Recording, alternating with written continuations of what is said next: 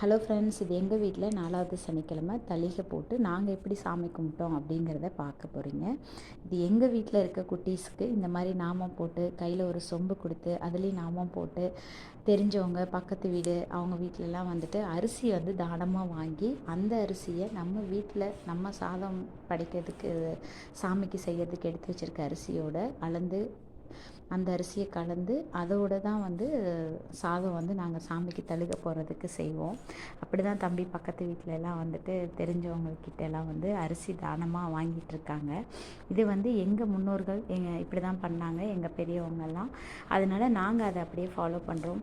இந்த மாதிரி செய்யும்போது வந்து நம்ம எப்பவும் செய்கிற சாதத்தை விட இந்த மாதிரி நம்ம போடுற அதே 2 டம்ளர் அரிசி போட்டு செய்கிறோம் அப்படின்னா இந்த மாதிரி செய்யும்போது சாதத்தோட அளவு அதிகமாக இருக்கும் அப்படிங்கிறது வந்து நம்பிக்கை. இதை நான் உணர்வுபூர்வமாக உணர்ந்திருக்கோம். இதுதான் தம்பி வாங்கிட்டு வந்த அரிசி. இதை வந்து எங்கள் வீட்டில் 4 கிழமை பிடிச்சாச்சு. இது 4வது சனிக்கிழமை படையல் போட்டிருக்கோம். சாமிக்கு நெய்வேத்தியமாக பானக்கம், புடலங்காய் கூட்டு, பூசணிக்காய் பொரியல், உளுந்த வடை, அப்பளம், பருப்பு, முருங்கைக்காய் சாம்பார்,